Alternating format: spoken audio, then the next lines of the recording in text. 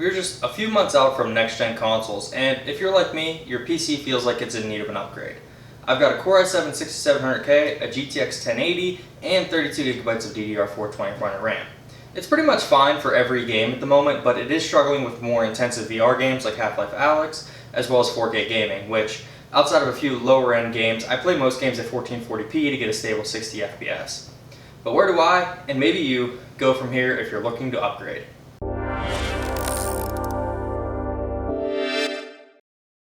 First, let's gloss over where PC parts are at the moment. It's almost impossible to recommend building right now, even without considering the consoles, due to Ryzen 4000, Radeon 6000, and NVIDIA 3000 all on the horizon. However, things get even more complicated if you don't prefer to upgrade very often, or if you like to reuse parts as much as possible with each upgrade. As most rumors seem to suggest, 2021 will bring us DDR5 RAM, and AMD finally moving out of the AM4 socket and bringing out AM5 for Ryzen 5000. This could have possibilities for hardware capabilities in the consumer market where AMD has been currently limited by the specs of their socket. But moving on to the console comparisons by taking a look at the specs of the PS5 and the Xbox Series X, at least what we know. Normally, it's pretty easy to beat out console CPU power, but for once, the manufacturers have gone and put more effort into the CPU, with the PS5 and Series X both running 8-core, 16-thread AMD CPUs. This is the same core count we got with the PlayStation 4, but now with multi-threading and an actually respectable clock speed alongside a newer architecture. The difference between the Series X and the PS5 here isn't large, and both are comparable to the AMD Ryzen 3700, which has a bit higher clock speeds, which should help make up for some of the PC overhead. So that'd be a good place to start if you're looking to compare the next-gen consoles with your PC build. The GPU on the consoles though, Microsoft seems to have a pretty big advantage with their 12 teraflop GPU. It remains to be seen if those raw teraflops translate to actual better gaming performance on the PS5, which does have a better clock speed advantage. Still, it's safe to assume at this time the Series X will perform better graphically, just by its pure spec list. We are looking at something greater than a GTX 2080 here, closing in on the top of the line GTX 2080 Ti, which, to start a console generation, is pretty insane to me.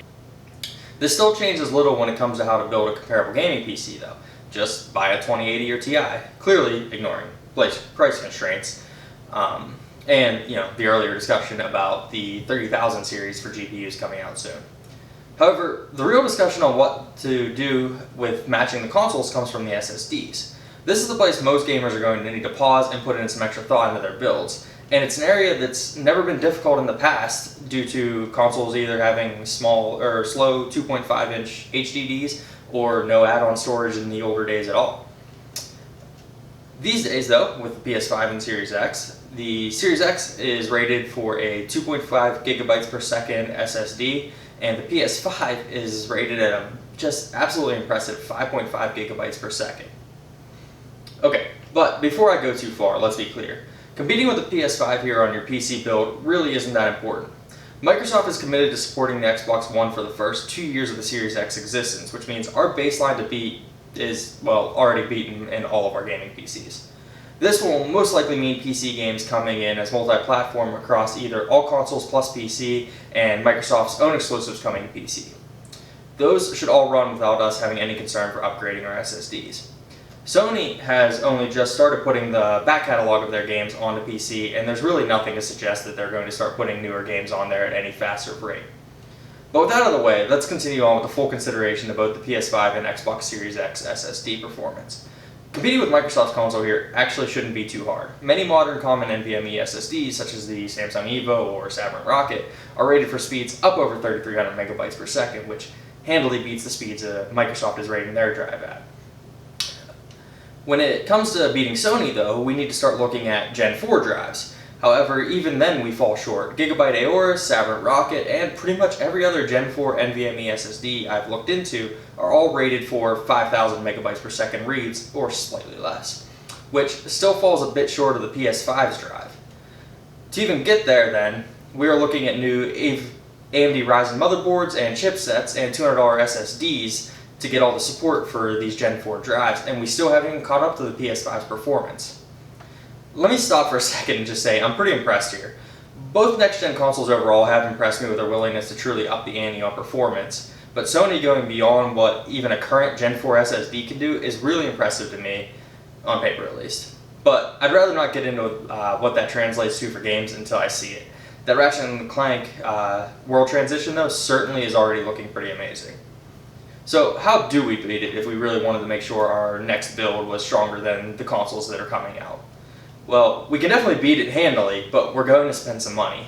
And NVMe RAID setup results for 2 Gen 2 drives and some of the reviews I've looked into have all been crossing the 9 gigabytes per second range, which is pretty incredible scaling, but support for that is difficult, needing an NVMe RAID capable chipset with compatibility for PCIe Gen 4, which to my knowledge is only AMD's X570 without going into workstations like the X399. The biggest worry I have here is bottlenecking a GPU, such as the GTX 2080 Ti, by limiting it down to 8 PCIe lanes to run 2 NVMe SSDs. Since many boards automatically reduce lanes to 8x when populating the first 2 slots, it becomes very difficult to get the correct configuration. Using only NVMe slots is generally the best approach, but most boards I've looked into, their NVMe slots split between direct-to-CPU and chipset pass-through. This may or may not work well enough. I'd love to test it out or hear from someone that's done it. But that kind of ends where I'm at right now. With next-gen consoles coming and the desire to build something that is comparable to the best they offer, it doesn't feel very worth it to me right now. Especially not without at least waiting and seeing what the next-gen CPUs and the GPUs that are coming this year can do. Especially if they start supporting PCIe Gen 4, then we may be back to them no longer saturating the PCIe bus at 8x or lower, and can safely build an NVMe RAID setup in a 16x slot with an adapter card like the one acting pointlessly as a single card adapter in my PC right now, and run dual 8x as most motherboards do. So my advice to anyone planning on upgrading to meet the new console generations, I would say at least wait until we know what's coming later this year and check back here, as I plan on hopefully talking about it.